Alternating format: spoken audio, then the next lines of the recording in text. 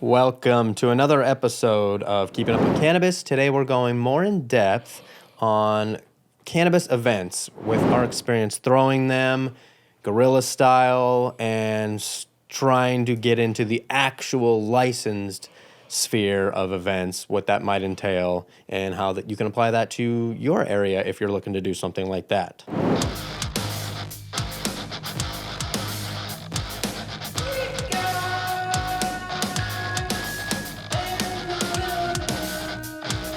Dabbing it up, getting high as fuck. Or a joint. Or an edible. What? That's it. Keeping up with Cannabis. So, if you haven't seen our original, our very first podcast episode, basically, we met each other at our job, and across the street from where we worked was this parking garage, 5-story, something like that, and with this open top, and that looked down at downtown, really nice part. It had a really cool view, and that's where we would take our smoke breaks in that parking garage. And we kind of, as the parking lot would fill, we'd end up having to park at the top, and we kind of like, this is an interesting spot. Like, this would be the view, though. The view right? was sick. Cool. It was vibe. It was like not a look down view, but a looking out view. Because there were some buildings that were fucking huge, taller, way bigger down. Yeah. If you know downtown. That view there was perfect, and it was. And you just didn't get awesome. bugged. You didn't get bugged exactly. Yeah. We were just like a parking lot, sitting out right there on the ledge because you could just sit right there on the ledge, and we would fucking. That time we were smoking actual weed. Were we putting dab on it, or were we just maybe yeah. But the fact is that was a cool spot. Yeah, and so we'd park there when it was full, and that's why it would force us to the top. But we worked late, so by the time we were done, it was empty. Yeah, and we're up there like we're all by ourselves. Anyways, so that led to us when we became extract artists. We put something out on our social media, basically like, "Hey, we're gonna be here at this time. If you want to join us, try the product that we just made. Here's what it is."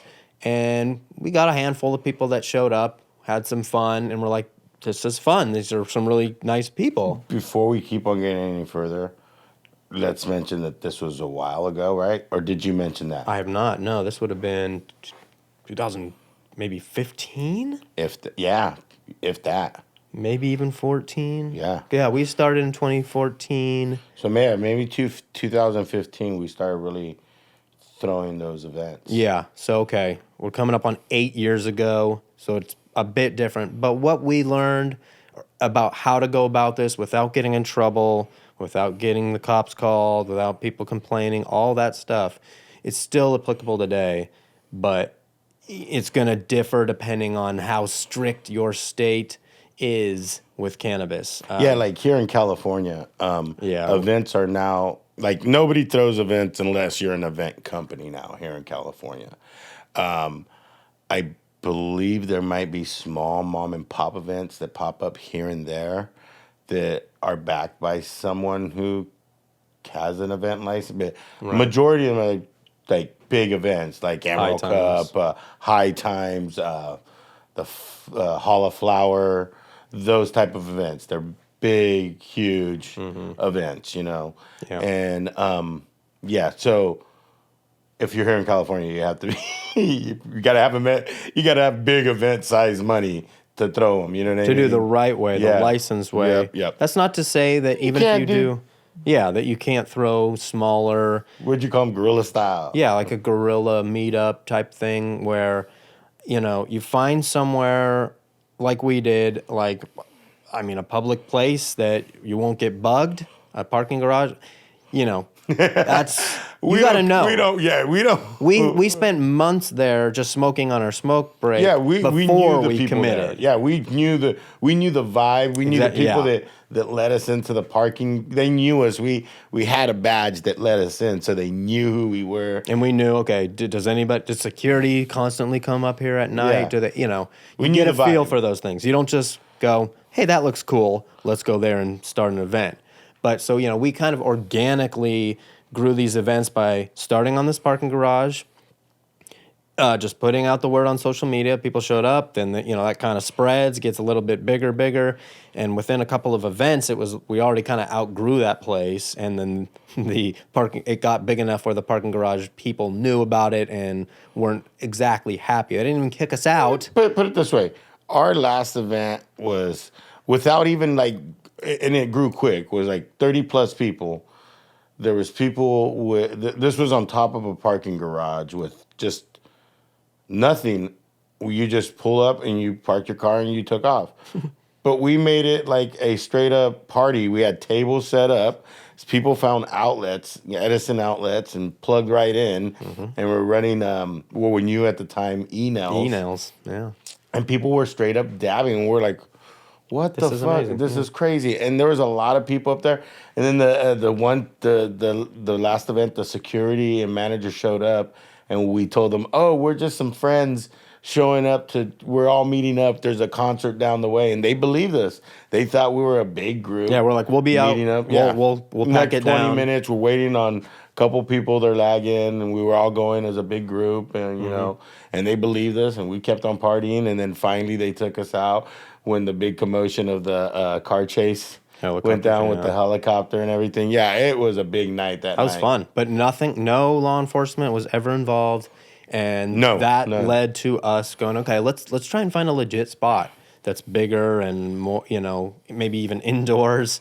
And that so what ends up happening is, we get the word out that we are looking for a spot. And then all those people that were involved in those first couple events were like, oh yeah, that was fun. We want that to keep going. So you get the word out and word gets out, and then word gets back that, hey, a friend of a friend's got a spot. I don't know if exactly how the connection was, but that's how this can happen is you just go, hey, we're looking for somewhere. Like, for instance, where we went, maybe we can put a picture up of kind of, not the exact spot, but what it looks like. It's just like your standard industrial commercial space where like car bays where they just are working on cars or just doing industrial work with a roll up and one door, and then it's got stairs that go up to a little overlook, and that's all it was. That's all we needed to fit. Probably, I think we got above 100 in that spot. Yeah, and then we set it up to become an event. We left after it started going for a minute. We left to continue doing extracts. Then it became a huge. And we helped them move it into even bigger spot. And then it got really big, and then it took off. Yeah.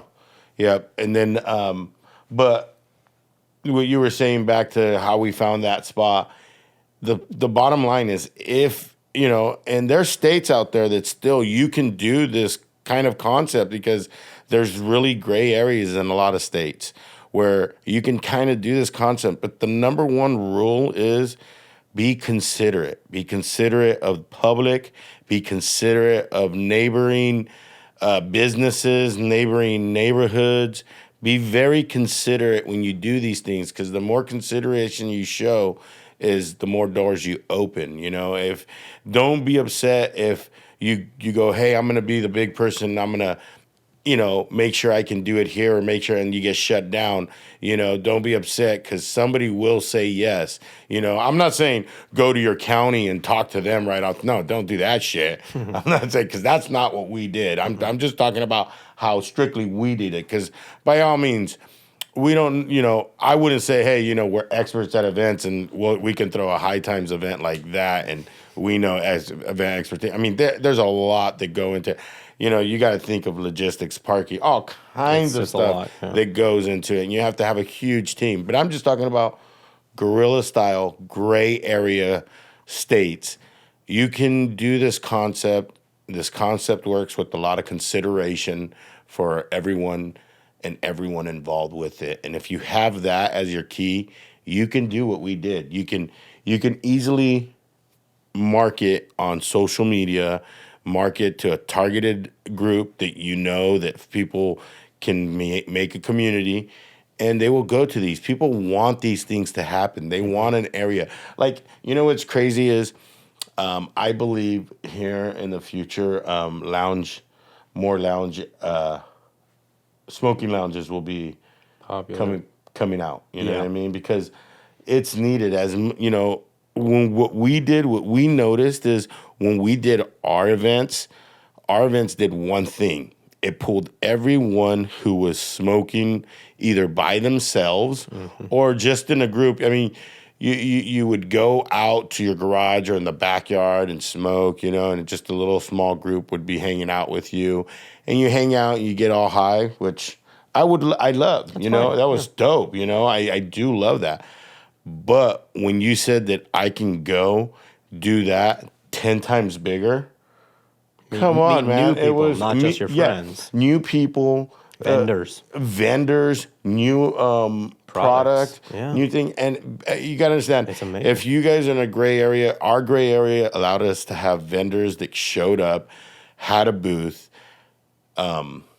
They brought product that was donated to make these volunteer bags, because we had a lot of volunteers. There's a lot. You'll be surprised when you come and try to bring a community. When you come and bring an actual cannabis community together, that's been separated by stigma and laws. Exactly.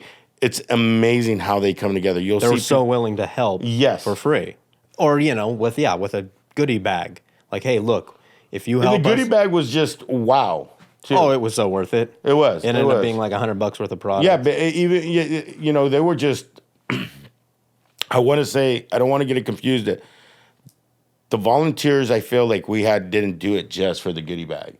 The fact that oh my God, this is happening. Something new. Yeah. We're going to be a part of something cool like this. This is awesome. Yeah. And I'm not saying it's. That event is no longer going. That event it no longer exists. Not because the people didn't do a good job running it and, they didn't know what they were doing. Because new laws came in and they were unsure of what they were going to allow and what not allow. And, of course, that changed, and it changed to big expos. And so you don't have those type of shows where you can consume at a show like they did before, where you can do all the cool, fun stuff that we did before. Something that will be a lot different, no matter what state you're in right now or what country, doesn't really matter.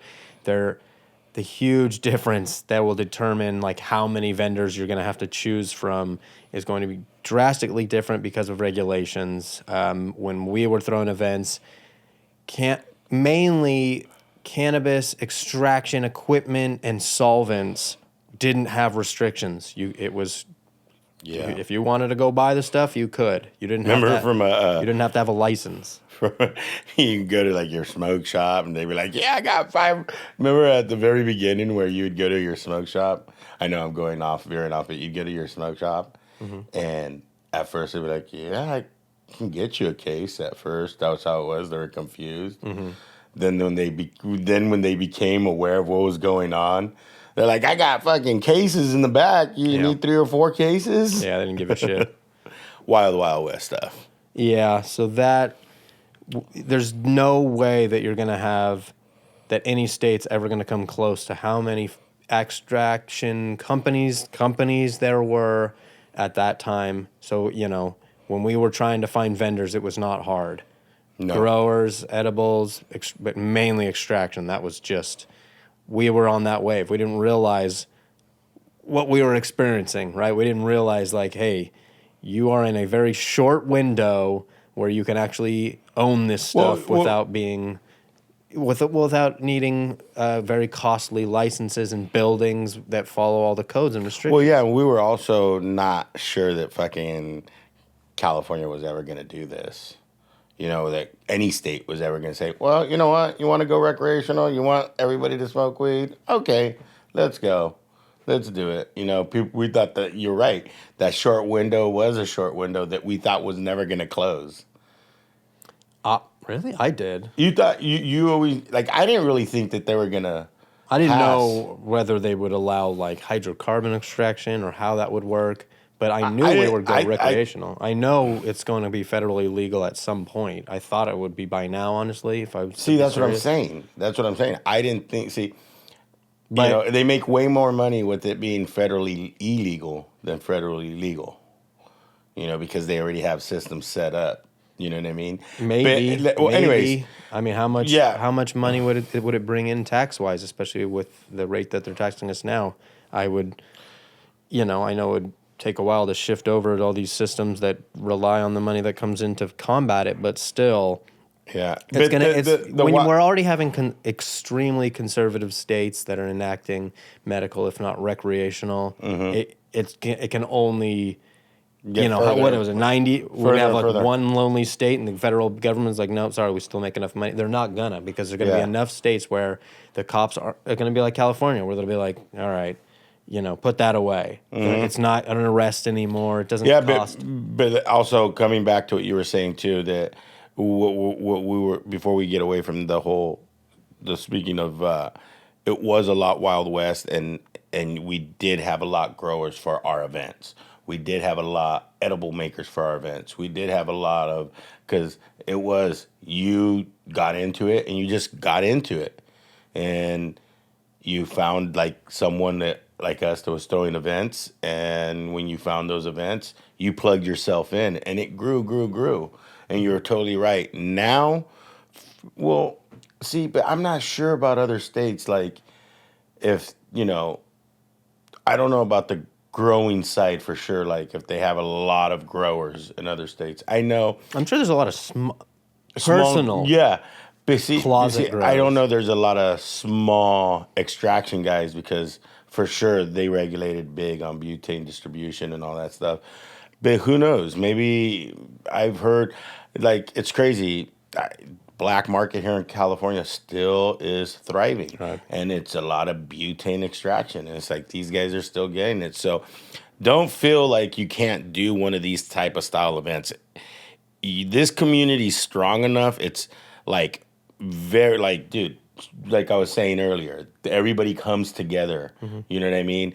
This community's strong enough. If they're willing to make it happen, they will make it happen. You guys will make it happen. And these are for only states that have the gray area. Like, states that have more regulated regulations, a lot harder. Well, honestly, I mean, if you're if you're a state that has full recreational, I think it wouldn't be that hard to throw a smaller event and not get in trouble. But when you start getting big enough that you're affecting neighbors or getting attention, Or then law other enforcement. brands. Like, Sure, yeah, because that's a good brands, point. what happens is there is a black market where they do knockoff brands. Yeah, that's Like, weird. I was just told, Or straight ripoffs. yeah, I was just told in LA there's a market, or there's this like flea market street with dispensaries just set up. They knock on the door, and then so that happens. That still happens here. It's a black market. So as long as you're not tapping in there and you make sure everybody's representing themselves and not, representing a brand that's already established in your state, already thriving, as long as you don't infringe on that stuff, you're pretty much going to be doing some cool stuff, Yeah. Yeah, that's a good point. Yeah. Yeah, it depends who you're getting the attention of. So as long as you stay within whatever area you're in, right? So if you find some cool-ass house, some mansion that's on some acreage, there's no fucking way you're going to get in trouble. There's literally, you would have to be so fucking stupid to have like 10-acre property that somebody's willing to offer up for a social event, and that you somehow get that shut down. You got to... Yeah, you got to... You'd be rowdy, and you wouldn't be giving a shit, and it would be for the fun of it, or, to you'd be flexing. You'd be flexing, right? This is the type of parties we throw. This is how we do it, yeah. No, we threw events that were trying to bring people together. We weren't our trying main to brag. focus was getting everybody together and creating enjoying the bar and the for vibe. cannabis. Yeah, and the vibe there, the vibe we created was for the people, the community. It wasn't for us, like you were just saying before. That's what I'm just saying. Is it wasn't for a flex. Right. It was just, hey, Wasn't we look care. at how fire stuff. Look at the fire extracts. Nobody. Yeah, else can look do at this shit. This shit. No, I was like, we like this. Who cares? Everybody that was bringing stuff to our event were bringing their fire. So for you to say you have the best, that means you're ignorant and you stuck just to your stuff. we took to enjoying every extract that came our way that was shared. We enjoyed learning about people and what they did and how they came to doing cannabis. To be honest, it was a really fun journey, learning new ways of making this plant better and getting to learn how other people live with this plant. That's, I'm a big goofball, but all serious, that's what it's about. We created a vibe with this event. And that's all your event has to do is create a community of vibe for cannabis people, and it will come together. It seriously will. If you build it, they will come. Yeah. Seriously.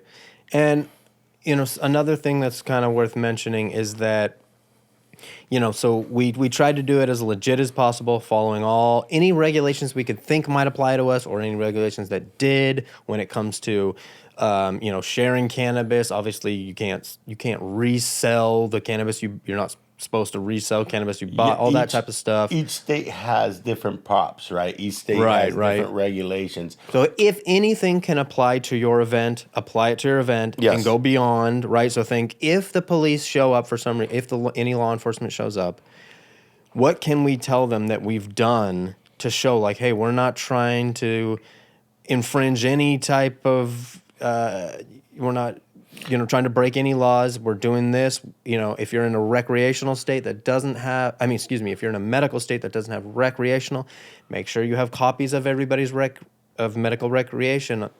medical recommendation as well as their ID. Pretend like you're an actual dispensary, but you're not doing sales. And the one other very important thing that we always made a distinction is these were donations to get in and donations to try the vendor's products. They weren't it wasn't sales. So that is the gray area that we were swimming in, right? So hopefully you can understand and apply it to whether your state's more strict or not. See, so the thing is also we're not mentioning is our events we set up as legit as they could be. We had security. We had volunteers. We had people to pick up garbage. We had people to make sure garbage was constantly being picked up. We had to make sure people were passing out waters. We made sure that there was a lot of things, like you said, make sure people were signing people in, making sure they had the recommendations, they matched up. We made sure we dotted every I, crossed every T. That way, if a police officer or someone showed up or drove by, it looked like a legit event. Just an event. Yeah. Just an event that's happening. And they happen to be smoking weed. It doesn't matter because they're not going to come in if you're not rowdy, if there's no complaints and they just notice that there's a big event, they're going to drive just to see what the event is. Now, if you're out in the open doing stupid shit, you're going to attract fucking sharks. Exactly. You deserve it. Gonna do. Yeah. So make sure you have number one rule, consideration for everyone and everything in this project. Because if you do and you bring everyone together, it's going to be a good time. Yeah. And presuming you want it to continue. If you don't, if you want it a one-off, then fucking do whatever you want. Yeah. You can do some crazy shit. Yeah. So just kind of the one other thing to mention is kind of the analogy to cannabis lounges, and those are popping up. And this is kind of our version of like the replacement until those become commonplace, right? So that's like why is cannabis, at least in California, regulated the same as alcohol, but it's not treated the same way? Why don't we have a bar or anywhere to go to actually socially use it? It's buy it and take it home. What if there were no bars? What if they just suddenly were like, well, you know what? We got to even the playing field. Yeah. How would bar owners and manufacturers of beer and liquor feel about that? There'd be a humongous pushback. But for some reason, cannabis, they're like, nope, you can't do that. So lounges will become a thing. They will become very prevalent. And I believe like me and you, we own a dispensary. We don't own a dispensary, but like Safe, we own a dispensary, right? Mm-hmm. And we purchased another property because our dispensary was doing good. Do you would we be able to buy like a cantina style, or and sell our cannabis like that, Mm-hmm. Or do you think it's too regulated here that with packaging and like all these rules they have, because there's way too many rules. But then again, with all these rules and regulations, is it too much to sell like to an actual someone who's consuming there at the lounge? Because in San Francisco there is lounges, right? So I would really that's another thing is we should go to a lounge, bring you guys with us, and check out what a lounge is and compare it to what our cannabis events were like. So I don't know if there's like a time limit of how long you can be in there before they're like, we need to make room for other people, because our events were 4 hours long or something like that. Yes. So, and it wasn't like, oh, there's too many people so you can't go in. I don't think we ever got too big that we had to turn people away or turn people. Because I remember the one in remember that one in L.A., that cafe in L.A. It got shut down though. You mean Little Amsterdam? No, that was the place I was able to smoke at and try the product. No, it's recently. It's a lounge. Oh, remember? No, you don't know it. It's the low something cafe, and it was a lounge where you could smoke and you could eat there too. Oh, nice. Yeah, that's a good idea. Yeah, see, but there was that. Restaurants that have bars. But there was that one time that somebody got infected. Yeah. By what? What do you mean? I don't know. Like a cross contamination or something. Because they bring rigs out for you, and you can use rigs. I don't know if they didn't get clean it right or what, but something happened, and shit. It was a good concept, but I don't know if it's harder to pull off than people thought. Yeah, because I mean, so you know what? If that's something you're actually interested in, like as a business, like an entrepreneur, and you're like, oh, I love to start a lounge. I don't know how, or I don't have the experience. Throwing like a small cannabis event will, kind of get you an idea of what that might be like, what it might take. It's probably not exactly a straight, analogous, perfect example, but I guess more so if you're trying to maybe be a cannabis event planner, if you're trying to do high time, that's like the perfect thing. Yeah. If you're trying to throw Emerald Cup, high times type events, that has hundreds of vendors, tens of thousands of people, start something small in your area. It's, start now. If you're gray, if you're in the gray, because you don't need area, the license. And start now. Because it's expensive to get at least here, to get the.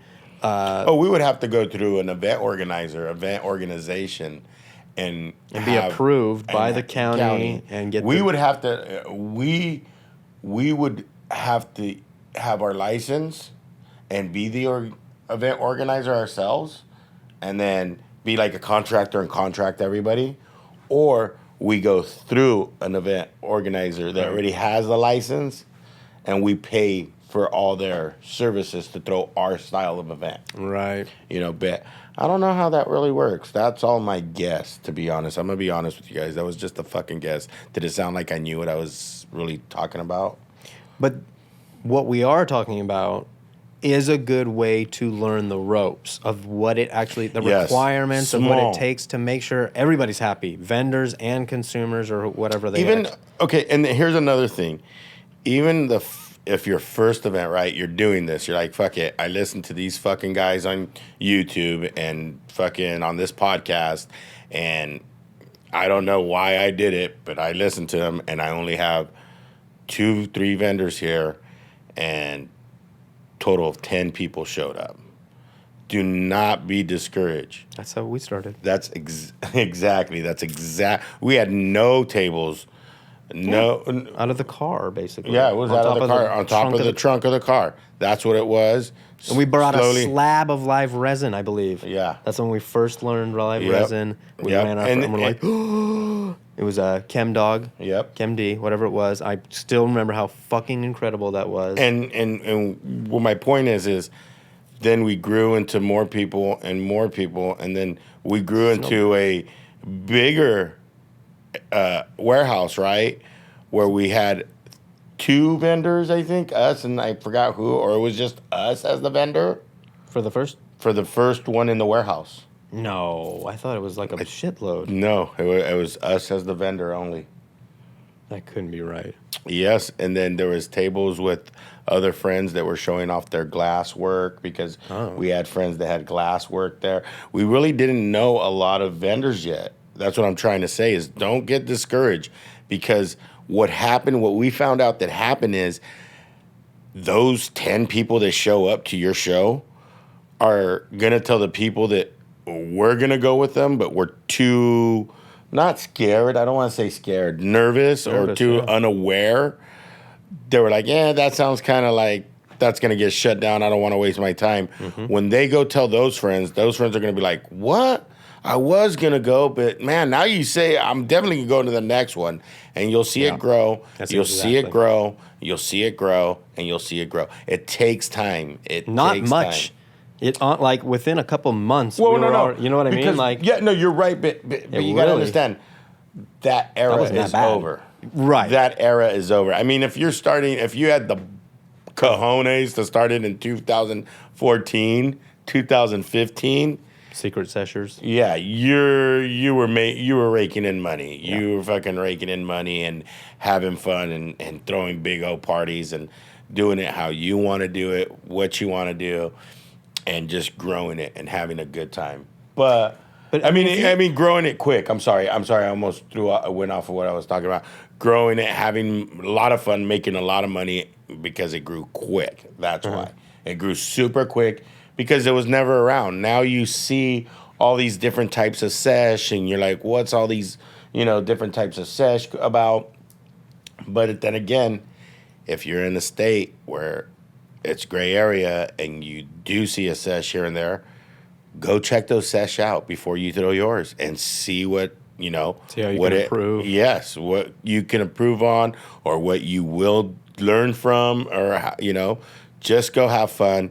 Bottom line, go to a fucking sesh, bro. Go to a sesh, and have a good time, don't be afraid enjoy. To try throwing one. Yeah. Honestly, here's another thing I just thought of. If you know like a business owner in your area that's got a building that you think, that might make a good, right? It's got enough space where, neighbors aren't near, that any smoke's gonna affect them, and they're cool with cannabis, they're a cannabis user, whatever. That's a good way to start and build and then build up, like, especially if it's a big spot, where, or if like maybe it's like what we're talking about, an industrial spot that's got a bunch of different bays, but if they own the whole thing, you could start in one and start expanding until it's viable enough to go, okay, we know what we're doing. Let's go legit and get a license for this. Or when that happens, you're ready for it. You already have the fan base. You already have your people, your regulars that come. It's that if you know somebody or you are somebody who's got that type of facility or land, something like that, get creative. When you got the space to expand and not bother people. But if I was in the Midwest thinking about it, what you're saying right now, that's nice. That's cool to expand and be big like that. But if I was in the Midwest, right, and I was going to I would do an old-timey, like old backyard barbecue and the big open field, some lights and stuff, like old school kind of, you know what I mean? Oh, yeah. That's how I would do it. I would do very... small. Yeah, theme them to your area. Yeah. That's a badass idea. Do that kind of stuff. But that's pretty much on events, right? I mean, we can keep ranting, but hopefully you get the idea, get the gist that it's possible, even though I don't think anywhere is ever going to be the same as it was 2014, 2018-ish area. Because, I mean, unless you are in a position to somehow... Well, no, it's not even if you know somebody who will sell you some solvent on the back door, but that's only one vendor's worth. Because it was completely unregulated, that meant so many extraction artists were available, just kind of a ridiculous amount that I don't think will ever be seen again. But that doesn't mean you can't have a couple of extraction artists and then have 15 growers, because that's still fucking badass. Yeah, because having imagine having why can't I think about the market on why can't I think of the market? What are you talking about? where they sell all the vegetables and stuff. Farmers market. Yeah, there you go. Dirt. Fucking stoner moment right there. But farmer market style, you know? Yeah. With all the growers. That would be fucking yeah. awesome. And so if that's all you can get, that'd be... But that's fine, because here's what you can glean from that is trying different styles of growing, right? Because not everybody's going to be growing the same way. Some are going to be indoor, greenhouse, outdoor, and they're going to be using different methods. Some are going to be organic, some are going to be synthetic. Yep. Talk to them, because that's the beauty of these smaller events is you can literally talk one-on-one with the grower or the extraction artist themselves and find out what they're doing and then find out what you like. Because that's really how we became connoisseurs. Is like, oh, hey, this is how we do our extracts. How do you do yours? Oh my God, yours tastes like this. This is what our, and then you start understanding this. And we learned a to lot. that. We learned a lot from everybody, not just extracting. That's from the whole. Oh yeah, the whole most thing. was from growers. Yeah, because from every aspect, even how to throw event from people that go, we like your event. We also throw events. This is what Right. Everything, just everything. But like I said, we can keep going and going and going. If you got questions, please there. comment, reach out. We'll try and help. If we got to do a part 2, fuck it, we'll do it. Who we sponsored by? Who are we sponsored by this time? A Lockheed Martin subsidiary. Ooh. All right, whatever. That's all right for this time. Yeah. I mean, it looks like we only get these types of companies. I don't know what's going on, but I really wish cannabis companies would reach out and sponsor us because taking money from these assholes really it's making sucks. us look weird. Yeah, it really sucks. But hey, it's the only way we can keep these lights on. And I was just about to say that. So cliche. You gotta keep the lights on, you guys. Not only that, but we gotta hire the new staff because all the staff abandoned us. Yeah. They're like, you guys are sponsored by Pfizer? Fuck you guys. And we didn't know. Like, all right, we'll do better. We spent all the money on Pfizer stuff, Oh, man. Now we're spending all the money on this crap, because that's what the contract says. Anyways, we're out of here. See you at the next one. Bye. Thanks for joining us.